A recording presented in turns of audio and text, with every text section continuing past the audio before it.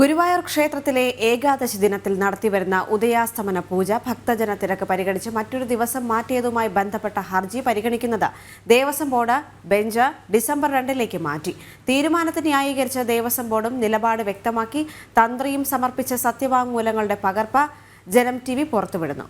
വിശദാംശങ്ങളുമായി കൊച്ചിയിൽ നിന്ന് രേഷ്മ ബാബു, ഗുരുവായൂരിൽ നിന്ന് മിഥുൻ അയ്യപ്പൻ ചേരുന്നു. ആദ്യം രേഷ്മയിലേക്ക് കടക്കുകയാണ്. രേഷ്മ, എന്താണ് ഈ വിഷയത്തിൽ ഗുരുവായൂർ ദേവസ്വം ബോർഡിന്റെ ന്യായീകരണം, അല്ലെങ്കിൽ ഇതുമായി ബന്ധപ്പെട്ടുള്ള വിശദാംശങ്ങൾ എന്തൊക്കെയാണ്? ദേവിക, ഈ ഗുരുവായൂരിലെ ഏകാദശി ഉദയാസ്തമന പൂജ മാറ്റിയതുമായി ബന്ധപ്പെട്ടുള്ള ഹർജി ഹൈക്കോടതി ദേവസ്വം ബെഞ്ചിന്റെ പരിഗണനയിലാണ്. 7-ാം തീയതി നവംബർ 7-നാണ് തന്ത്രി കുടുംബാംഗങ്ങൾ ഹൈക്കോടതിയിൽ ഇതുമായി ബന്ധപ്പെട്ട് ഹർജി നൽകിയത്. ആദ്യഘട്ടത്തിൽ പ്രാഥമികമായിട്ട് ഹൈക്കോടതി ചെയ്തത് ഇതിലെ എതിർകക്ഷികളായിട്ടുള്ള തന്ത്രി, അതോടൊപ്പം തന്നെ ഗുരുവായൂർ ദേവസ്വം അടക്കമുള്ളവരോട് വിശദീകരണം തേടുകയായിരുന്നു. അതായത് സത്യവാങ്മൂലം സമർപ്പിക്കാനായിട്ട് ആവശ്യപ്പെടുകയായിരുന്നു. 2 ഘട്ടങ്ങളിലും ഈ സത്യവാങ്മൂലം സമർപ്പിക്കാനായിട്ട് ഗുരുവായൂർ ദേവസ്വം സാവകാശം തേടുകയും ചെയ്തിരുന്നു. കഴിഞ്ഞ ദിവസമാണ് ഈ സത്യവാങ്മൂലം ഗുരുവായൂർ ദേവസ്വവും അതോടൊപ്പം തന്നെ തന്ത്രിയും ഹൈക്കോടതിയിൽ സമർപ്പിച്ചത്. നിലവിൽ ഈ ഹർജി ഹൈക്കോടതി ഡിസംബർ 2 മാറ്റിയിരിക്കുകയാണ്. പ്രധാനമായിട്ടും ഈ ഹർജിക്കാർ ഉന്നയിച്ചിരിക്കുന്ന ആക്ഷേപം എന്ന് പറയുന്നത് ഏകാദശി ദിവസത്തെ ഉദയാസ്തമന പൂജയ്ക്ക് അത് ശങ്കരാചാര്യർ ചിട്ടപ്പെടുത്തിയ പൂജാവിധി പ്രകാരമാണ് നടത്തുന്നത്. വലിയ പ്രത്യേകതകളുള്ളതാണ്. അതുകൊണ്ട് തന്നെ ഈ ഒരു പൂജ തുലാമാസത്തിലേക്ക് മാറ്റിയത് ആചാര ലംഘനമാണ് എന്നുള്ള ഒരു ആക്ഷേപം മുൻനിർത്തിക്കൊണ്ടാണ് തന്ത്രി കുടുംബാംഗങ്ങൾ തന്നെ ഹൈക്കോടതിയിൽ ഹർജി ഫയൽ ചെയ്തത്.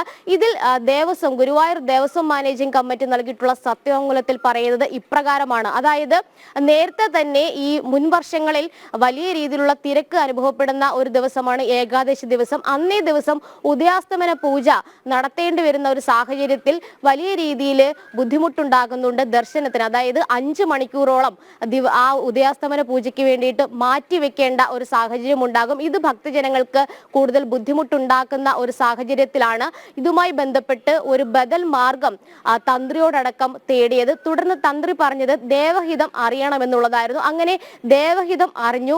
അതിന്റെ അടിസ്ഥാനത്തിൽ, അതായത് ഈ ഉദയാസ്തമന പൂജ തുലാമാസത്തിലേക്ക് മാറ്റിയാൽ നവംബർ 12 മാറ്റിക്കഴിഞ്ഞാൽ എങ്ങനെയാണ് ദേവഹിതം, ഇത് സംബന്ധിച്ചാണ് ദേവഹിതം നടത്തിയത്. അതിൽ ദേവഹിതം അനുകൂലമായിരുന്നു, മാറ്റത്തിന് അനുകൂലമായിരുന്നു എന്നാണ് ഗുരുവായൂർ ദേവസ്വത്തിന്റെ ഈ സത്യവാങ്മൂലത്തിൽ പറയുന്നത്.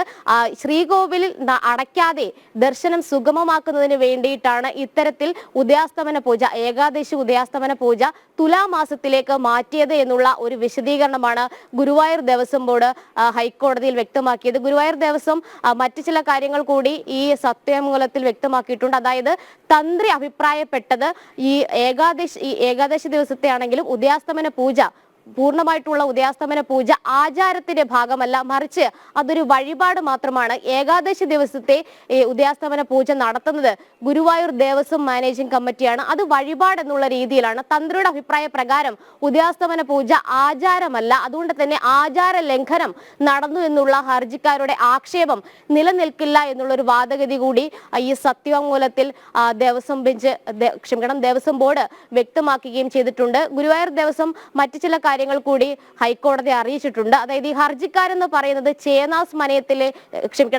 മനയിലെ അംഗങ്ങൾ മാത്രമാണ്. തന്ത്രി കുടുംബാംഗം എന്നുള്ള വിശേഷണം അവർക്ക് നൽകാനാകില്ല എന്നുള്ള ഒരു നിലപാട് കൂടി ഗുരുവായൂർ ദേവസ്വം ഹൈക്കോടതിയെ അറിയിക്കുകയും ചെയ്തിട്ടുണ്ട്. അത് മാത്രവുമല്ല, ഈ ദേവഹിതം ഈ മാറ്റത്തിന് അനുകൂലമായിരുന്നു. ദർശനം സുഗമമാക്കുക എന്നുള്ളത് തങ്ങളെ സംബന്ധിച്ച് തങ്ങളുടെ കടമയാണ്. അത് തന്നെയാണ് ഇവിടെ ചെയ്തിട്ടുള്ളത്. അതിൽ തന്ത്രി ഉൾപ്പെടെയുള്ളവർ അനുകൂലമായിട്ടുള്ള ഒരു സമീപനം, ഒപ്പം തന്നെ ദേവഹിതവും അനുകൂലം തന്നെയായിരുന്നു. അതുകൊണ്ട് തന്നെയാണ് അത്തരൊരു മാറ്റത്തിന് ശ്രമിച്ചത് എന്നുള്ളതാണ് ഗുരുവായൂർ ദേവസ്വം ഹൈക്കോടതിയിൽ വ്യക്തമാക്കിയിരിക്കുന്നത്. മുൻ വർഷങ്ങളിൽ മുൻ തന്ത്രിമാർ ഇത്തരത്തിലുള്ള ആചാരങ്ങളും ചടങ്ങുകളും മാറ്റിയിട്ടുണ്ടെന്നും ഈ ഹർജിക്കാരുടെ വാദഗതികൾക്ക് വിഭിന്നമായിട്ട് അതിനെ ലംഘിച്ചുകൊണ്ട് അല്ലെങ്കിൽ അതിനെ ഖണ്ഡിച്ചുകൊണ്ടുള്ള വാദമായിട്ട് ഹൈക്കോടതിയെ അറിയിക്കുകയും ചെയ്തിട്ടുണ്ട്. എന്തായാലും ഈ ഹർജി തള്ളണമെന്നുള്ള ഒരു വാദഗതി തന്നെയാണ് ഗുരുവായൂർ ദേവസ്വം ഹൈക്കോടതിയെ അറിയിച്ചിട്ടുള്ളത്. അത് മാത്രമല്ല, ഈ ഹർജിയുടെ പ്രത്യേകത എന്ന് പറയുന്നത് നിലവിൽ തന്നെ 6ഓളം പേർ കക്ഷി ചേർന്നിട്ടുണ്ട്. അതായത് ഗുരുവായൂർ ക്ഷേത്രരക്ഷാ സമിതി അടക്കമുള്ള സംഘടനകളും വ്യക്തികളും ഈ ഹർജിയുടെ പ്രാധാന്യം അല്ലെങ്കിൽ ഈ വിഷയത്തിന്റെ പ്രാധാന്യം കണക്കിലെടുത്തുകൊണ്ട് കക്ഷി ചേരൽ അപേക്ഷ നൽകിയിട്ടുണ്ട്. ഈ കക്ഷി ഒത്തുചേരൽ അപേക്ഷ ഇനി ഹൈക്കോടതി പരിശോധിച്ചുകൊണ്ട് അതിന് അനുവാദം നൽകുകയാണ് വേണ്ടത്. തുടർന്ന് അവർക്ക് അവരുടെ വാദഗതികൾ ഹൈക്കോടതിയിൽ മുന്നോട്ട് വെക്കുകയും ചെയ്യാം. എന്തായാലും നിലവിൽ ഈ തന്ത്രിയും സമാനമായിട്ടുള്ള വാദഗതികളും പരാമർശങ്ങളും നിലപാടും ഒക്കെ തന്നെയാണ് വ്യക്തമാക്കിയിട്ടുള്ളത്. എന്തായാലും ഗുരുവായൂർ ദേവസ്വം പറഞ്ഞിട്ടുള്ളത് ഈ ഏകാദശി നാളിലെ ഉദയാസ്തമന പൂജ നവംബർ 12ലേക്ക് മാറ്റിയത് ശ്രീകോവിൽ അടച്ചിടാതെ ദർശനം സുഗമമാക്കുന്നതിന് വേണ്ടിയിട്ടാണ്.